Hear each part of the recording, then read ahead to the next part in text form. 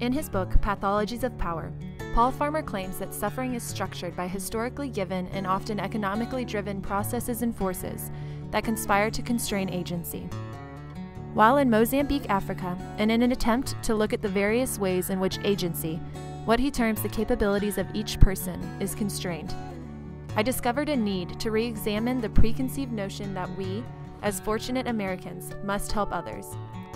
Although Farmer credits routine, ritual, and the hard surfaces of life as the culprits of constraining agency, it is possible that a naive intention of offering help can be just as detrimental.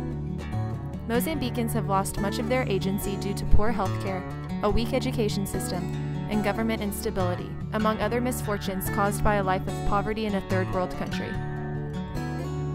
Encouraging agency by helping others help themselves will break the cycle often caused by thoughtless charity and empower those whose agency has been constrained by dilapidating third-world forces to rise above the bonds of poverty.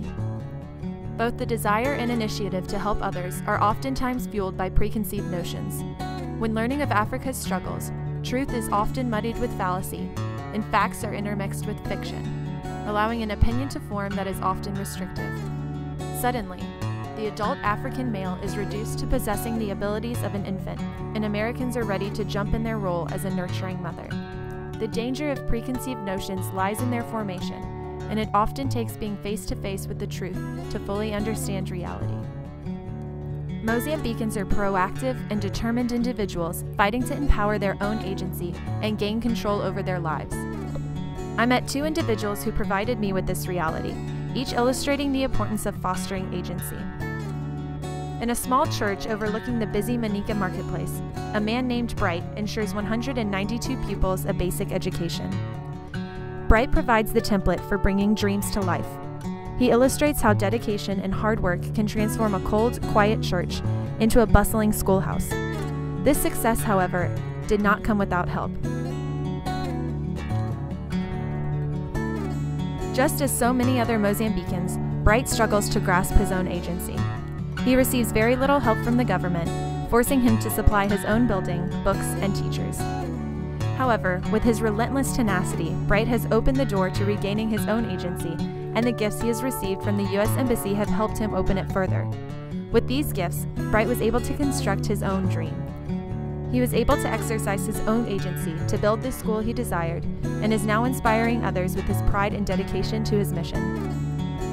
Encouraging agency not only provides necessary resources, but also instills a sense of pride that radiates, a radiance evident in Bright's smile as he discussed with us his plans for the future. Crispin Elias Chabaya is the proprietor of Cleantech Mine in Manica. He was forced into mining after his father left, unable to continue his own education without funding from his father. Crispin began mining in the Munena and Setsera mines as a panner, all the while gaining valuable knowledge and experience that would one day lead him to own arguably the safest and most uniquely efficient mines in Mozambique. Overcoming obstacles has become Crispin's driving force, for like Bright, Crispin is also impacted by the difficulties of living in a third-world country. Government instability and disorganization complicates receiving mining licenses. Limited transportation hinders traveling to the mine. Lack of health care and a reliable response system puts miners in greater danger, and low funding prohibits purchasing necessary mining equipment. Regardless of these obstacles, however, Crispin has identified himself as an industrious, intelligent, and successful mine owner and operator. Crispin impressed us all, but his most memorable characteristics are the intelligence and drive he possesses, the kindness and care he shows his employees, and the passion he has for his family. A little bit like some caca, a little bit of noise. There are some balls inside which is milling the stones from the crash. Crispin illustrates exactly how someone with constricted agency can overcome obstacles in order to re-establish power over one's own life. Crispin has not only defied the obstacles set by the state of poverty in which he and his countrymen live, but he has identified new obstacles to overcome. Crispin has regained his ability to solve for himself the issues he encounters, and is now turning to others for guidance for the future. Crispin is working with members of the government to develop safer mining techniques. He is looking for advice on how to further increase the efficiency of his machinery, and he is investing money in order to purchase new technology.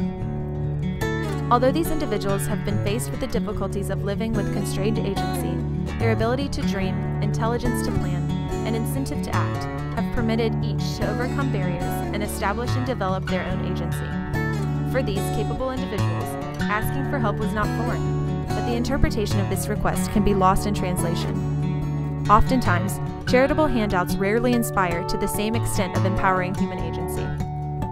Africa teaches many lessons, and most come unexpectedly. While I expected to arrive in Mozambique to educate minors and share in the beauty of Africa, I quickly realized that expectations comprise only the tip of the iceberg of the Mozambican experience. While working in Mozambique, I have discovered the extent of which agency is constrained due to government instability, an insufficient economy, and general poverty in a third world country.